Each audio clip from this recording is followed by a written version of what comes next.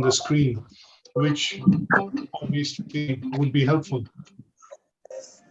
So this would also try and give you a bit of a steer on in terms of how we look at communication, which tends to happen, in particular when we look at a particular setting like a hospital, a surgery, a community center, a pharmacy. And in those cases, the idea would be to try and understand, how we go about, essentially doing communication, which is effective, which is productive, and obviously it makes perfect sense, and everybody is able to understand, the communication. So let's look at quickly doing a bit of a recap first. So in this criteria, we are looking at, if I just resume. So thank you so much for joining. In today's session, as I mentioned very briefly, we are looking at discussing Learning Outcome 3, and we are focused on understanding, to build our understanding. Essentially, when we started off, we looked at, how does communication generally work within the health and social care setting. We looked at different forms of communication, different categories, the communication as a process, how does technology enable communication? Sometimes technology can be a barrier. And then we looked at discussing, what are the benefits of formal, informal, written, oral communication. In the second learning outcome, we were focused specifically on understanding verbal and oral communication. And here the idea was to try and understand different methods through which we can orally communicate, within the health and social care setting.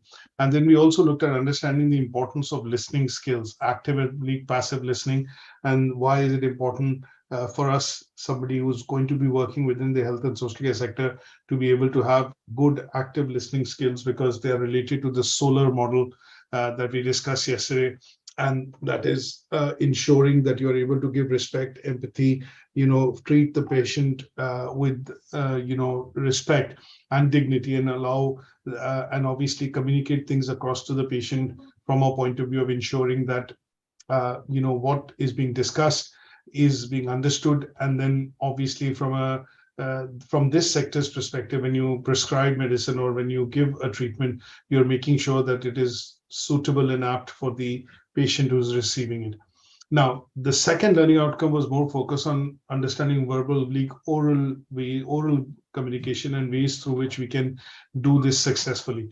The last learning outcome is focused on understanding, communication again, but from a written perspective. So here, the idea is looking at written communication and how it can be used as a medium to effectively send a message across, communicate things across, both from a patient's perspective, also from people working within this sector, and ensuring that, things get done, and obviously, right processes are followed. And obviously, from a point of view of sometimes making use of, let's say, things that we want to share. Sometimes information is, you have to share a lot of things to get your point across or get your message across. And in those cases, written communication in the form of pictures, charts, graphs, diagrams, tables, helps to enhance and, put, let's say, the point across in a much clearer or in a much effective fashion. So what we are looking at today would be to discuss some of the assessment criteria of Learning Outcome 3, which is using different forms of written communication. How do we communicate in appropriate written styles? So we look at a letter, we look at, for example, an email. We'll also look at maybe a CV, and things sometimes we have to create or do things like newsletters or notices or posters that we end up creating, and how do we put those things across in an appropriate fashion to be able to get the message across. And then we will also use and discuss what could be the appropriate methods of using or basically communicating information, knowledge, data. It could be any of these three things, but using technology. So in terms of making sure that if you have to portray sometimes financial information, then it is best done through graphs or charts. If you have to sometimes look at giving out information which is related to say internal structures of the body, or if a scan has been done by the MRI scanner or an X-ray scanner, then you would need a picture or a print of the output which has been taken out, or which has come out as a result of the scan, and that would need to be shown to the patient to be able to discuss the problem or discuss the issue. And in those cases, we will look at using technology or technology as an aid in the form of either graphs, charts, diagrams, scans, or artwork, and then use that to be able to, portray or communicate the message and the information across, to the user. And last but not the least, we are looking at, evaluating in the distinction criteria different forms of actual written communication which can be found in health and social care. So what I would do in that context is, when we look at that particular criteria in terms of distinction, we're going to be focused on understanding how, in particular, 3 different forms of information that we get to see as graphs, charts, tables, and etc., allows us to essentially, get the data or the information across to the person or the audience that we are speaking to.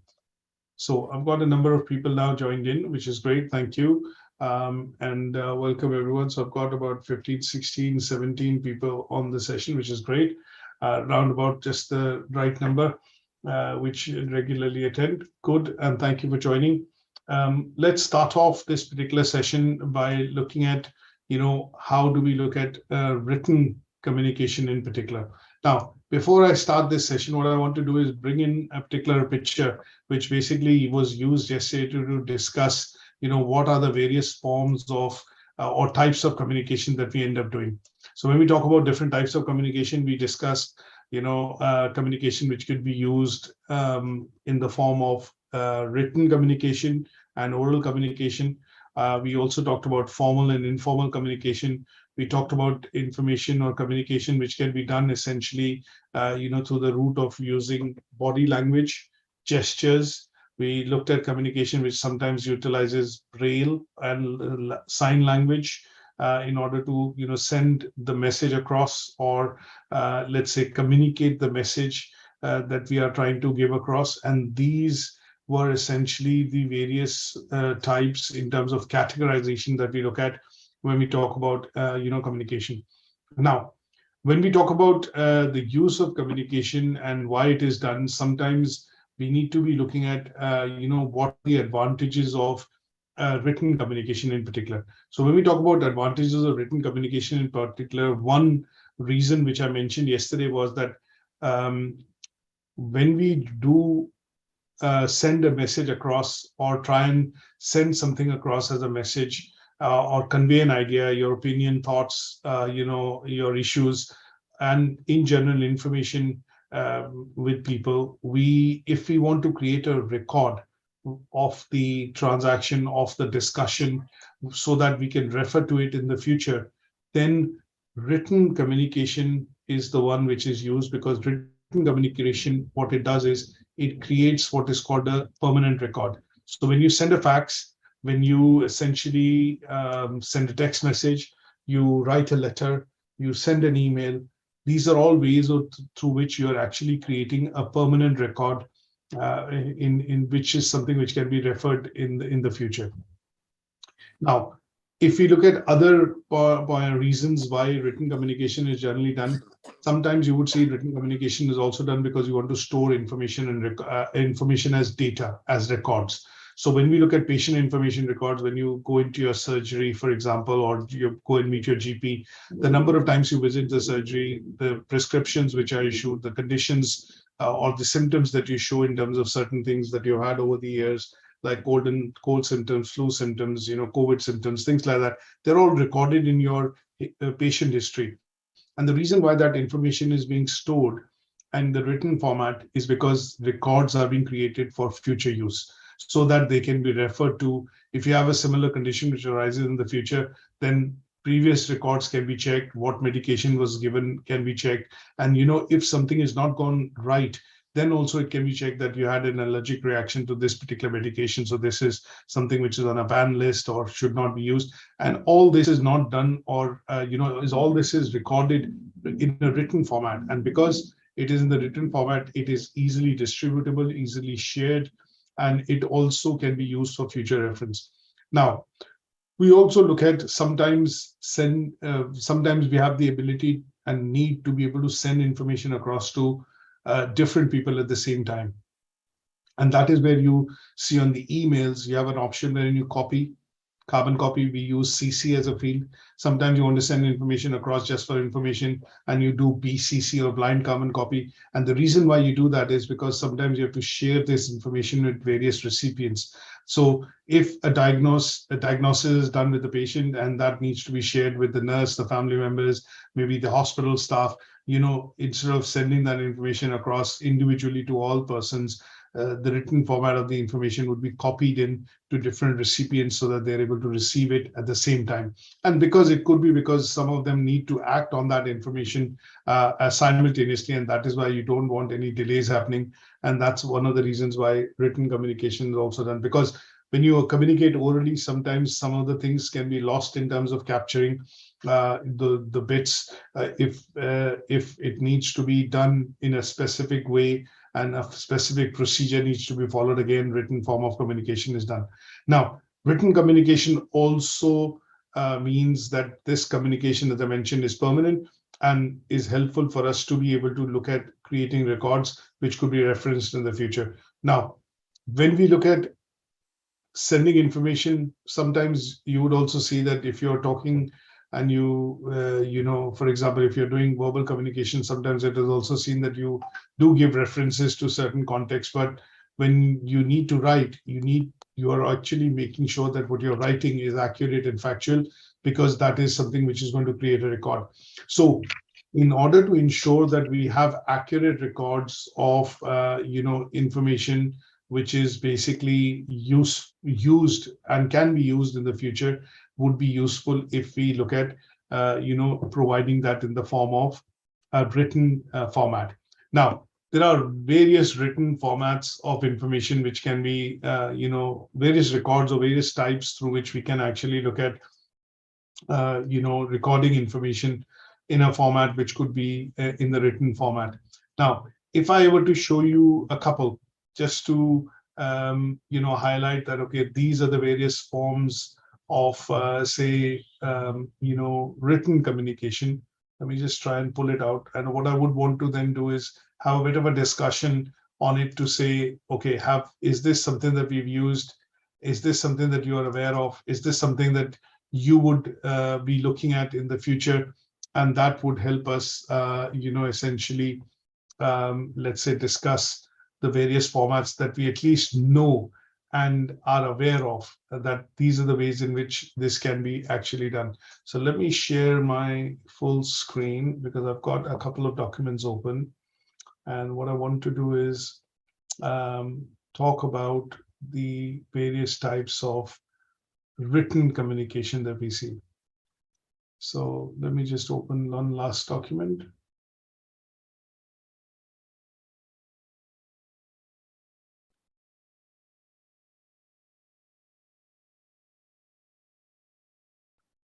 So here is where we would look at different types of written communication.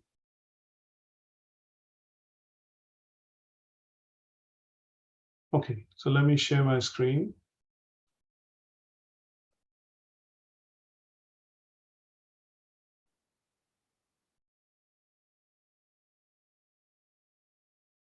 Okay, so as you would see on the screen, I've got various different types, of written communication.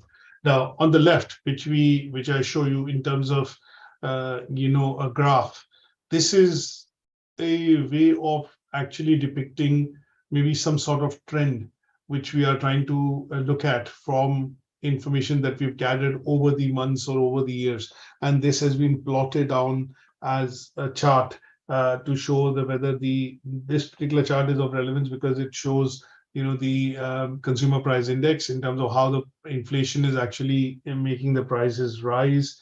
And if inflation is low, the price is low, or generally what consumers pay in the market in terms of buying products is low. So as you can see, when the inflation is high, the prices do rise. And obviously this has been compared and shown because it's for a period of time, for across 12 to 18 months or maybe 10 years from September 2010 to September 2020, 10 years of data is being shown pictorically using a graph.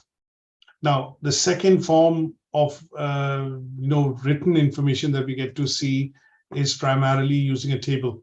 As you can see here, what I have put across on the table is the infection rates of COVID inspection rates, during the peak of the COVID pandemic in the UK. And this is data taken from the Office of National Statistics during one of the news briefings, wherein they shared a table which showed, the number of patients getting infected and what is the percentage of patients getting affected in the age group. And this is also information shown and, obviously created as a written piece of record to which has been collected and recorded from various sources, in order to show exactly the age group and what age groups are getting affected with the virus and where the fatality rates are high. And the third form of information is, which I've shown here on the screen, is primarily using a flow chart or a mind map. And the idea there is to show, a logical sequence of a process in terms of how the COVID, pandemic and the lockdowns and the social distancing have impacted people and their mental health. So because this was a big topic, and in order to squeeze the topic into something meaningful in terms of a overview, a flow chart has been used to integrate important data points in terms of factors which can affect the mental health of an individual, and they have been plotted out or essentially drawn out using a flow chart on a document. Now this is one particular document which I will share, but it basically has three different ways of showing information to a set of audience. Now when we talk about written information and written communication, this is one form.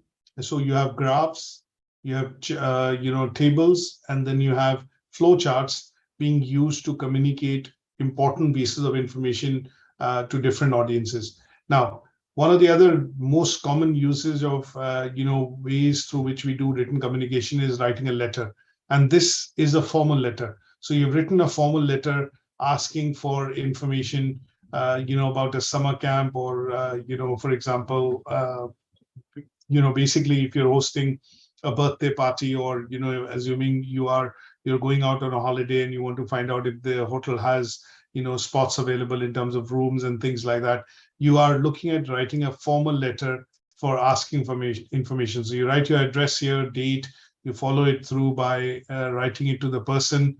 Maybe the title, if you're not aware, you use generic title, Dear Sir, Madam.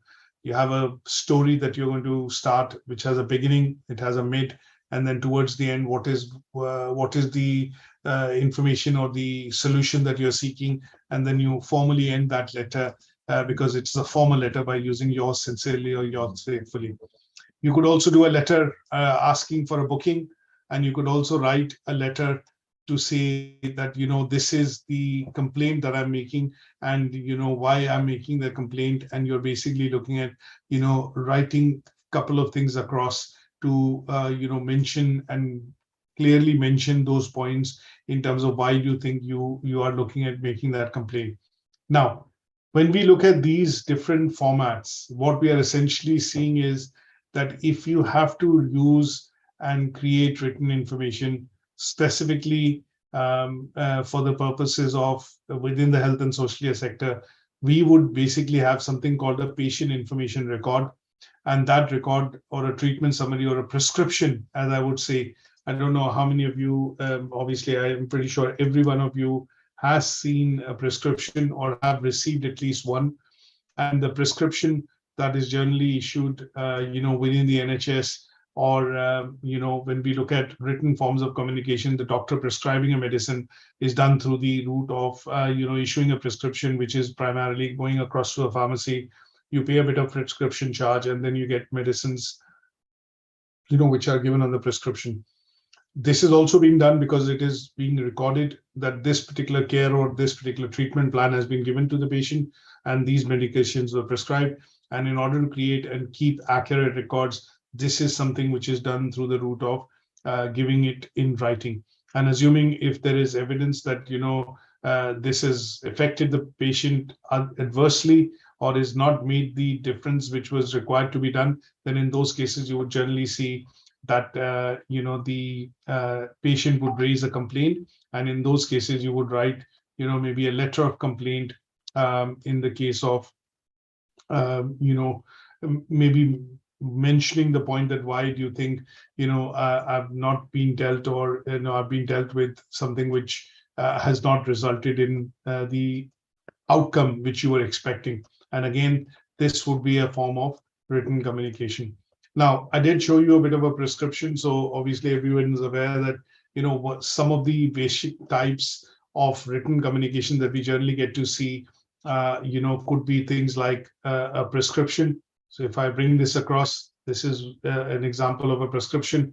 If I also say a patient information record, this is something which is very basic. Nowadays, it is primarily on the PC or on your system, and generally, somebody in the practice or at the practice would then be able to, fill it up electronically. And when I look at the patient information record, this could vary from hospital to hospital, surgery to surgery, but basically it'll be having some sort of record which will essentially have, your basic details, name, address, email, phone number, a couple of other details which are relating to things which are important, like your bloods, your blood type essentially.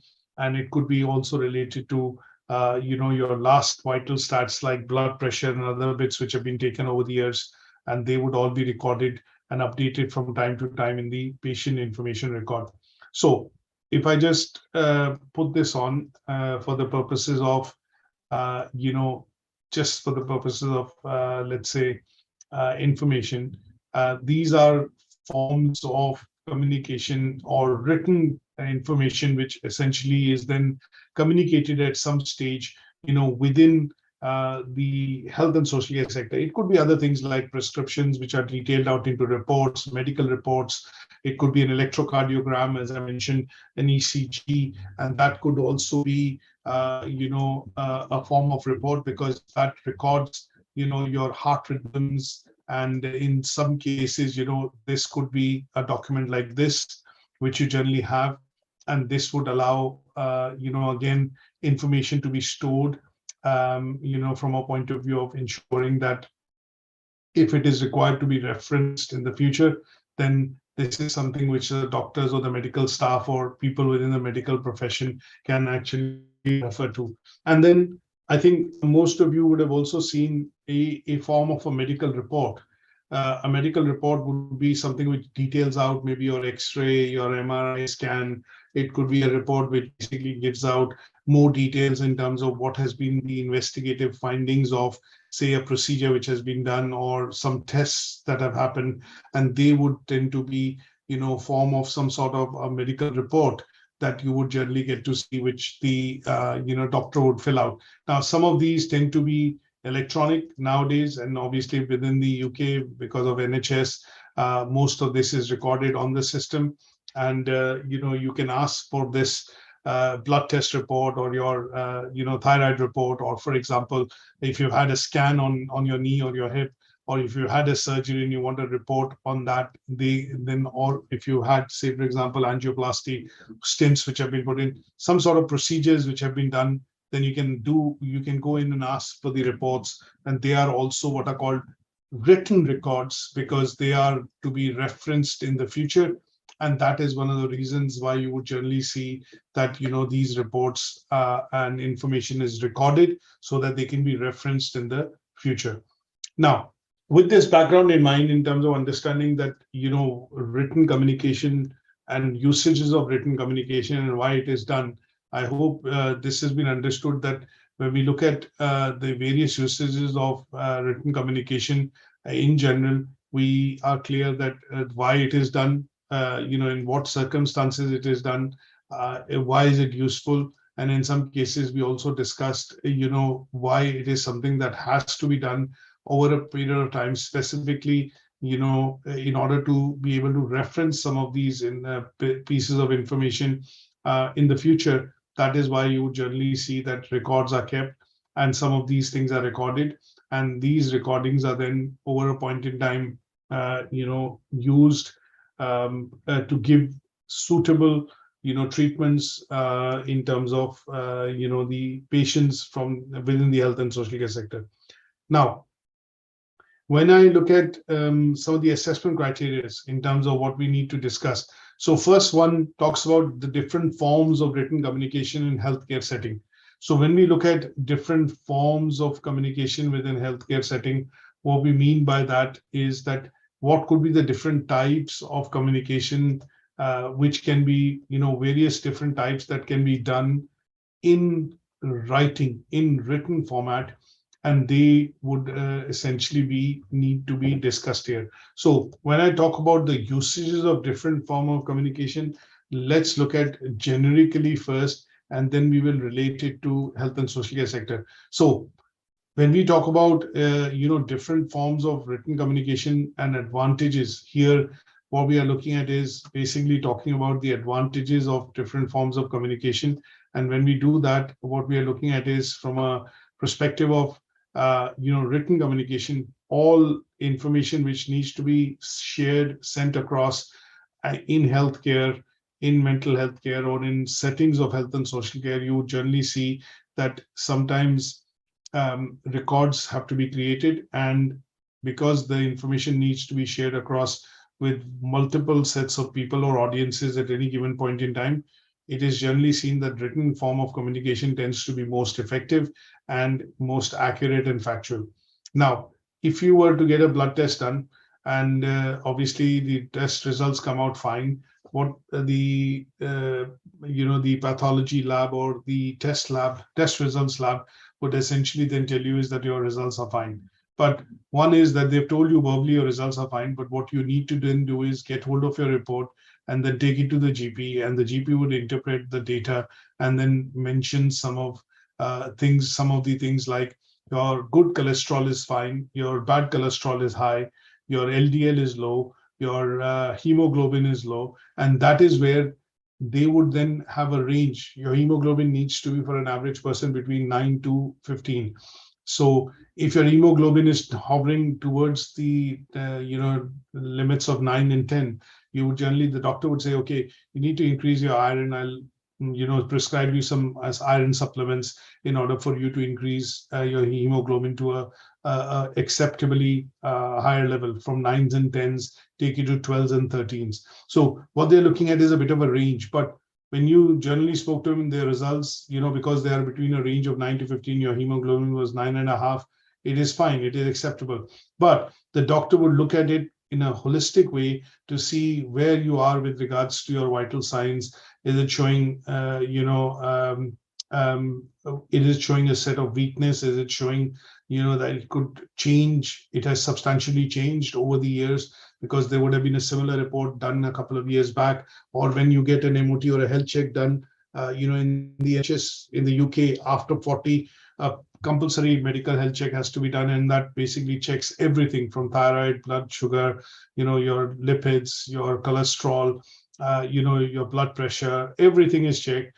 And obviously that report then is stored and is recorded within the records of the patient history. And should any sort of complication arise, that would be looked at or referenced, and a fresh report will also be asked to be done. Mostly in the case blood tests are to be done, and then they provide the vital signs in terms of what is wrong, or what are the issues, or what are the underlying issues. So in those cases, you would generally see that this form of communication in terms of sending messages across, or looking at information to be able to let's say deduce and summarize that everything is fine or everything is not fine, or there are issues with the patient health, is primarily done on the basis of what is called written communication. Now, we would also be looking at, when I say different forms of written communication, I have shown various different forms of written communication which could be within the health and social care sector. So this form of information could also be sent across in the form of, say, emails. It could be sent in the form of electronic health records or ECR records. It could be also sent across as information which is shared with the patient, which is in the public domain, and obviously patients can have access to their own records and information. And in some cases, this information is also given at the time if you are receiving some sort of a treatment and you were hospitalized, and when you're released from the hospital, some part of this information can also be provided to you as a discharge slip or as a discharge instruction. And the discharge instructions are typically, related to what you need to do or what you need to follow through for the next couple of days, or for the next couple of weeks, in order to get better.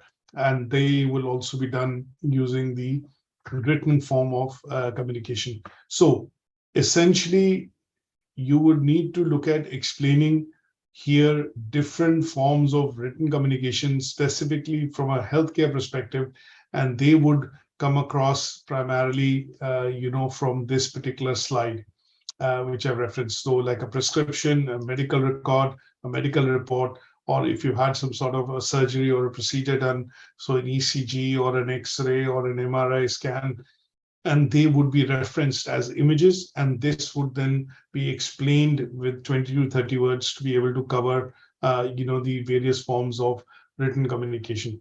Now, when we talk about different forms of written communication, they also tend to follow what is called certain rules and principles. So when we look at the different forms of communication, we would normally say that how do we need to write, how much is too much to write, and what are the various ways in which we can get the message across to the receiver without overloading the individual.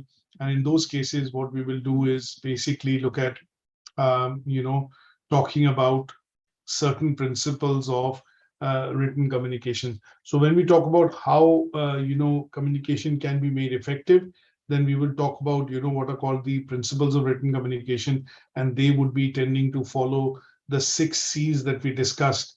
Things like, information needs to be concise, it needs to be clear, concrete, and courteous. The 6 C's that we discussed yesterday would need to be referenced here, in brief, to basically talk about the 5 or the basic principles of how you would generally do written communication.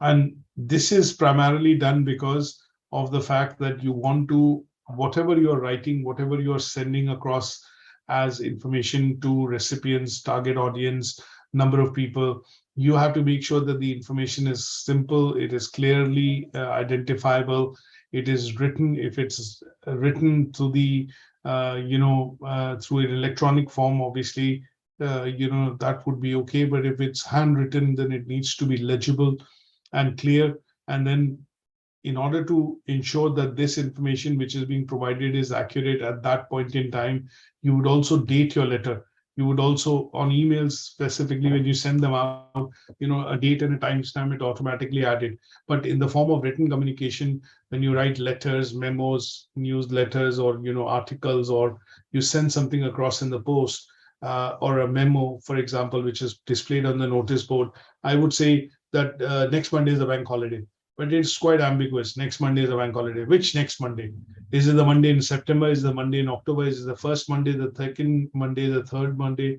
You can't just put up a notice on the notice board for everybody to read, which says next Monday is a bank holiday. You'll have to write, with the date and a timestamp to say 19th of September, which is the day on which, for example, in this case, the Queen would be laid to rest. So 19th of September would be, a bank holiday. And that would be, because you put a date down, which is 19th of September, and that would make the information accurate and factual. So sometimes when you're writing things down, you have to make sure that they are also following principles of the 6C that we talked about, that they are clear, concise, concrete, they are courteous, and obviously complete in the sense that they provide the information in a way which can be easily understood by people who are receiving that or reading that. piece of information. And in this case, getting that information from that communication. Now, there are obviously certain ways in which you can write, and obviously writing can be done in a way where it can instill confidence within people and its readers. So sometimes you would see that when you write information, you're also quoting statistics. You're quoting statistics to say, according to the Office of National Statistics, ONS, 2021. That means if you refer to something which is an agency which basically looks at collecting research data, and you reference it in your writing, then you are writing it in a way wherein it is instilling confidence in the minds of the reader that this information being put across is being referenced from a particular research site which is well respected and is a site which basically looks at collecting information on such and such, and that is why this information is reliable and accurate, is something that I would go by, because this information is is not something which, this is not having the it's not having something which has been plucked from the air. It is something which is having something as data which has been gathered over a point in time by the research agency, and that research agency is known for obviously publishing reports, and this part of the data is coming from that report, which makes it more accurate and factual, and obviously instills confidence in the minds of the reader. Now, sometimes you would look at styles of writing, formal style of writing, informal style of writing. You might need to adapt in terms of how you would write a certain amount of information, which can then be communicated as a as a letter, or as a memo, as an email, as a notice to the audience, and that would be depending on the situation, depending on the event, type of event, and also in some case the types of audience, and that is where you will change the way you would send in, write something, and that could be in the formal or informal style. So if you're writing to your friends, family, if it's an internal memo which the boss is writing within the department, if it's a letter or a notice information which is being shared by the GP by the practice manager with the GPs in the surgery, then it might have a bit of an informal come formal style of writing. But if it is to do with rules, regulations, processes, quality side of things, the tone and the style of writing in that case would be absolutely formal, and that would mean that these things have to be followed and compliance has to be maintained, and there is no leeway on the compliance side and on the regulation side. So language, style of writing, the kind of grammar, punctuation that you sometimes use, and how it is kind of typeset and put across if you're using electronic means to be able to communicate, will all be looking at making sure that when you communicate something, it is going to have a meaningful impression and a lasting impression on its audience when they receive it. And this is precisely done when you want to look at something being said across in the written format, which is also going to create records for, which is going to remain in record for the future. And that is why you also want to make sure that these things are done, correctly. Now, one of the other forms of written communication that we look at is sometimes you look at specialist communication which is done between, two people or different sets of people, and they would be looking at either communication from a point of view of sharing thoughts, diagnosis. It could also be done from a point of view of sharing confidential information. Sometimes it is to do with data and records, which has accessibility rights, and not all users have access to that information.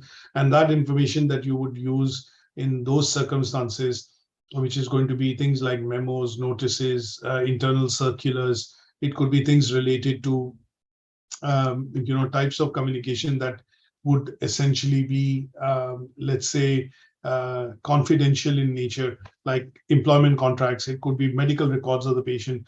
They would sometimes have and follow what is called specialist channels of communication.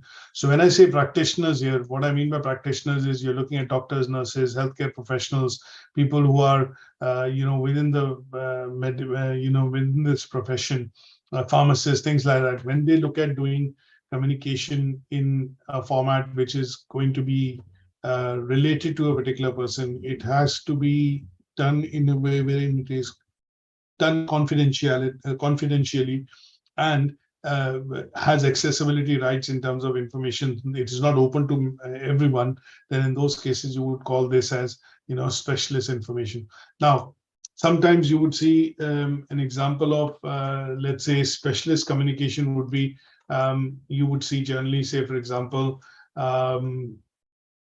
let's put it this way. I would say, let's say, within a context of if there was some sort of breakthrough research which was happening when the COVID pandemic was, for example, at its peak, and the vaccines were being put into test phase.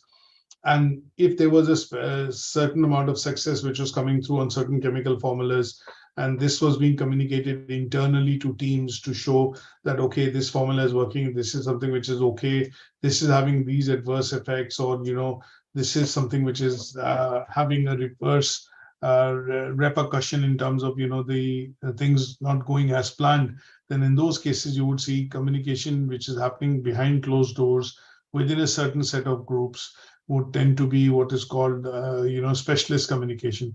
As specialist communication, we can also put it this way, that when I talk about specialist communication, things like speech therapy, things like, speech activated software, essentially, we talk about use of interpreters, we talk about, specialist forms of communication techniques like sign language, Braille. We talk about Markatoon, which is the language, which basically communicates things through symbols and graphs and images. They would also be a form of specialist communication. So Braille, as I explained to you yesterday, is a type of written language used by people who are blind or visually impaired, and in which what we do is we represent the characters and the information by some sort of patterns of raised dots. And these raised dots can be felt with fingers and fingertips of patient, by the people who are visually impaired or, blind. And Braille is then used to ensure that it is also in the health and social care settings used in lifts for button. When you look at lifts button, it can be used in various care homes and hospitals where it can be put to practice.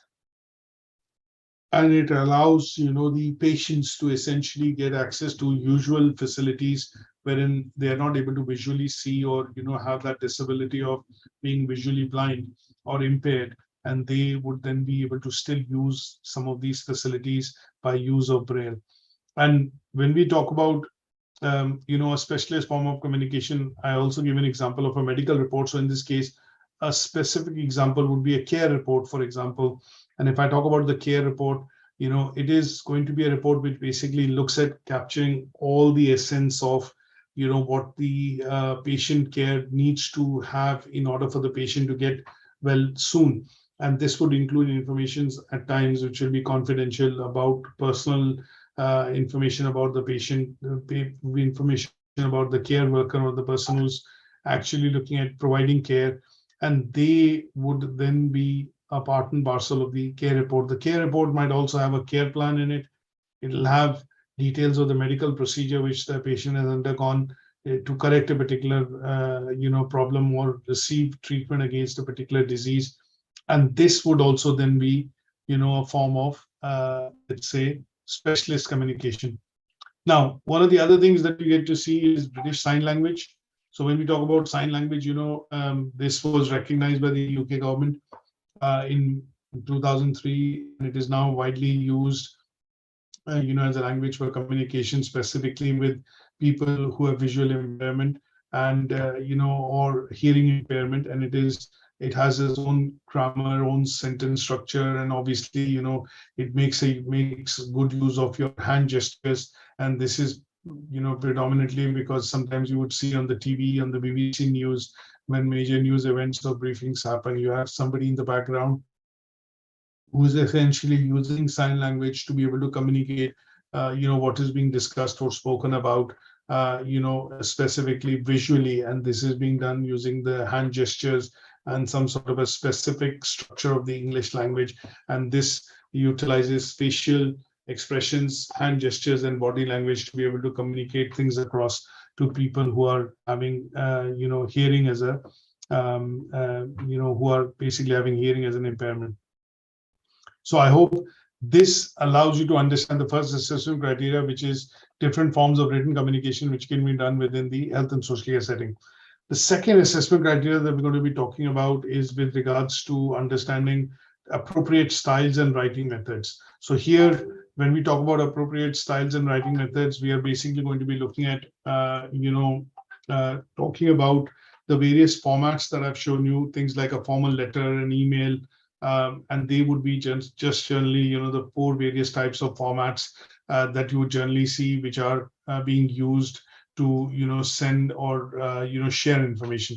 Now, in order to cover this task, I would suggest that because there are lots of different ways in which communication of information can be done, my suggestion would be to limit ourselves to talking about these 4 different types of formats, which include letters, email, a formal report, which could be a care record or a care plan, or say, for example, a patient information record, and an informal report, which could be a prescription, or in some cases, a discussion, or maybe a test report, which is being done, for the patient.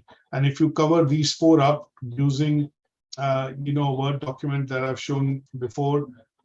So in this case, if I just switch you overnight now and go across and show you this particular document. So if we look at creating something like this, which basically is having 4 different types. One could be a letter, one could be an email, one could be a patient record, and one could be a prescription or a care report or a care plan or a record. And that would essentially be helping you cover this particular task. So it needs to be done on a Word format, wherein you would, pictorially put it across in order to discuss it. And that essentially would be the written methods that could be used in the context of health and social care to, send out information. Now, the merit criteria talks about using appropriate technology and, diagrams and graphs and artwork to be able to, basically confirm information, which is, let's say, being communicated using that process to a target audience. So here, what I would suggest is, if you use a similar Word document and create by putting in an ECG photograph, an MRI scan, or an X-ray report photograph, and that would show the use of technology as a medium, as a conduit to be able to communicate information across to a set of audiences. So if you put an X-ray scan, or if you put an MRI scan, or if you put, say, for example, an ECG or an electrocardiogram, a picture of that, it will give you some information with regards to how the heart condition, what is the heart condition of the patient. So this is normally done, and some of these signs and symbols that we, signs or essentially reports that we get out as output from the use of technology. So from an electrocardiogram machine, you get this ECG graph. From an MRI scanner or X-ray machine, you get a scan. These would then be used to interpret information, and that, in order for it to be communicated to the patient, would have to be simplified further in terms of words. And that is what the doctors and consultants generally do when they explain that this is the issue, this is the problem, and they explain it in plain, simple words, which, members of the family, or, the patient and the patient's family can easily understand. So complex jargons are broken down, complex medical jargons are kind of, simplified and then put across in terms of data, chart, image, pictures, and that would be helping you accomplish the merit criteria. For the distinction criteria, it says evaluating different forms of actual written communication. My suggestion would be to take out a patient medical record, and this could be something that you use from the internet, maybe an empty patient information record, and use that record essentially to fill it up, so that allows you to present the information in an actual written format, which is required to be completed for this task. So if I put empty patient information record, this is something that we get, and I know that my son got it yesterday from his school, because schools will now be, putting, basically issuing the flu jabs for the winter. And obviously there's an NHS form which has come in, and that form is basically to be signed by the patient or the legal guardian or the carer, essentially, of the child, and it basically collects all the information regarding the patient, the name of the patient, basic details, name, address, email, who's the contact. Then it talks about, basic background in terms of culture, demographics, and then finally, does the hospital or the school need to know if there are any specific symptoms or allergies, or is the child sensitive to any sort of particular medicine. And then towards the end, what they say is you give consent for this information to be stored on our database, and then be used appropriately to be able to provide a flu jab to your child. You sign it, date it, and this is what would be essentially an actual form of written record, because the school is given this form on behalf of the NHS. The parents have filled this form up. This will go back to the school authorities. They will scan it and then obviously use the NHS number to then relate to how many flu jabs they need to order for the school, for the children to be able to take in the primary section or primary school, from year 1 to year 6. And that is where this particular evaluation of the actual written form of communication in a healthcare setting would be done. So an example of a patient information record would be ideal. Any sort of other record that we have received over the years, like the COVID booster jab, a lot of us were required to register online with the NHS. And if you have a record of that, you could use a screenshot of it, or screenshot the PDF form that you have, and then put that across in your assignment and show that it has been filled up to collect the information which is required, and that would be accomplishing the distinction criterion. So that brings us to the end of this particular unit, and I hope this particular learning outcome you understood in terms of how do we look at written communication in particular. And when we talk about written communication, how do we use different forms of written communication, things like letters, emails, memos, notices, minutes of the meeting, things like that, and then use it accordingly to be able to present information or capture information which is used for creating records. And these records then can be used to reference future conditions or future situations that may arise.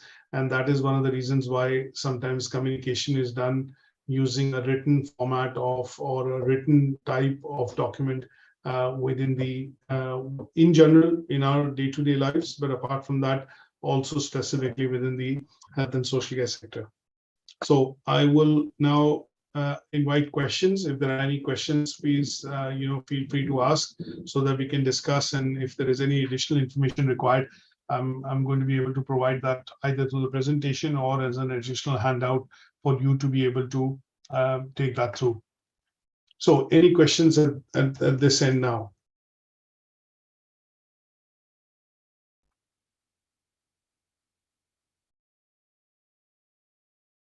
So any questions, anybody? I can start one by one.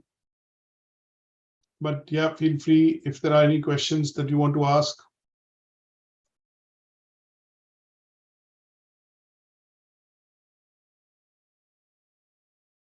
Any questions at your end, Christina?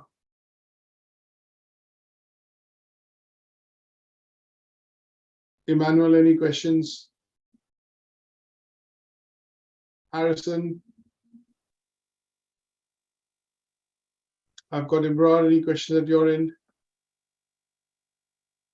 Jefferson, any questions? No, I don't have any question for now. If I have, I will put some to you. All right, okay. Julia, any questions at your end? No, for now I'm okay. But in case we get stuck, we can still use the emails for the UK Versity, yeah? In case something comes up. Yeah, okay. Absolutely, yes, you can do that. For now, it's clear for me. Thank you. Okay, that's great. Khadija, any questions? Mariam?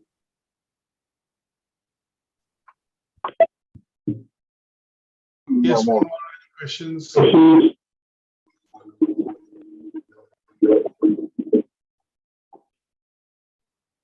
Okay, Masood, any questions? We're done. Ask Mr. Aslam, Nadia, Noreen, Rashida, Solar, any questions? No queries. No anything. Susan, any questions at your end? Okay, Rose, any questions at your end? Yeah, sir. Sorry, sir. Good morning. My question is, I'm not too clear with the disadvantages of the different types of communication, different forms of communication. Okay, so when you look at, advantages of written communication in particular that we need to discuss in this learning outcome, there are a few that we've discussed which are related to, creating a permanent record. It helps us create, records for future reference. It also can be used sometimes to send information across to various recipients. Also, sometimes written communication is useful because in this sector, if things go wrong, then, patient prescription or records or, checks on the information can be done in terms if there were any slippages or gaps. And obviously, it can be used for accountability reasons, for legal reasons. You could also look at having information, as recorded information or as written information, because sometimes, as I mentioned to you earlier, that, if this needs to be referred by different people at the same time, then in order for them to have a very clear, concise and accurate and a complete message, sometimes you have to create or send, information in the form of written format, because you don't want this to be open for discussion or be ambiguous. And in those cases, written form of communication tends to have, more advantages. So if you want certain rules to be followed, for example, when you look at in the surgery, in any sort of a medical setup, you normally have a first aid poster which is there in major areas in the building. And the reason why that is because you have to observe certain rules and regulations, and that can only be communicated across to visitors, members of the public, family members, the staff which is working in that location through a written format of information. And in this case, it tends to be a first aid poster or some sort of an information poster which, shows what would be the say fire exit, or who would be the fire marshal or the health and safety officer should an incident happen. And in some cases, what are the various roles and responsibilities of, individuals in that premises and the employer. So they would be used. When I say they, I mean written information would be used in some format or the other, like poster, newsletter, memo, notice, letter, email, text message, or, even sometimes on this, in terms of a written format like a letter, because you are going to be communicating rules and regulation which need to be observed when you're inside a public building or a hospital. So in certain cases, this is mandatory, and that is why, there is an advantage of having sometimes written communication as against, non-written or verbal communication. Is that okay? Is that clear? Yeah, it's clear. Thank you. There are various ways in which, we can discuss about some of the advantages and disadvantages. And there is a table that I'm going to put in, which will hopefully, talk about some of the advantages of written and, written communication in particular, because obviously we are focused on discussing, advantages of written communication in today's learning outcome. So that is why, it will be useful to understand it generically first, and then look at understanding it from a health and social care context, because you might have to take examples to be able to explain that why is the doctor giving out a prescription? Why is it not oral? Why does he not say, okay, I'll prescribe phocotamol, you can collect it from the reception? And why does he have to give you a prescription? Because there's a written record which needs to be created it is referenced for in the future. And if something is to go wrong, or if you have an allergic reaction, or if you have some sort of a reaction to the medication being provided, then this can be used in the case for accountability, that whether appropriate checks were done, whether the patient is showing any allergic symptoms or has any allergies to this particular chemical formula, why this was not taken into account. And in some cases, accountability can be established if information is available and recorded, and that then can be referenced and used for in the future. So any other questions with any others? So let me go into Flora, any questions at your end? Any questions at your end, Toby? And any questions? Yeah, go on. Yes, Christina. No question, thank you. All right, okay. No question, my minister, thank you. Okay, any questions at your end, Ibrahim?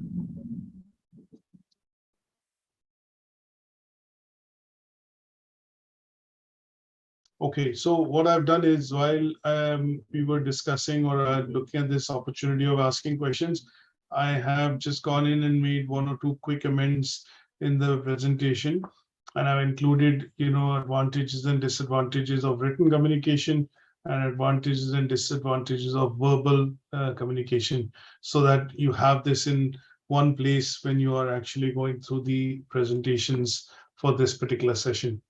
So next week on Monday, we're going to be discussing the assignment brief for this particular session. So if you think of any questions until then, do drop me an email, so that I can try and provide you some additional information on that. And the email that will be there, I'm just going to type it now into the chat room, litc@ukversity.co.uk, and that would allow me to get your questions or queries, and I will be able to reply to you individually on that. But up until then, if you refer to the handouts which I've provided on Moodle for this particular unit for the 3 learning outcomes, the presentation, and should you wish to reach or receive the recording or go through some of the session again, then they are available on the YouTube channel. And from there, you can actually go in and essentially see these recordings or review these recordings for the purposes of looking at starting your assignment. So just very briefly, if I show you this on the on the browser. So today's session is being broadcasted live, so this should be available shortly. But if you need to go in and refer to LO2, LO1, you click on videos, and then you'll be able to see LO2, and then for LO1, which was last week, and these sessions are available, on YouTube, these 3 in particular, covering this particular unit.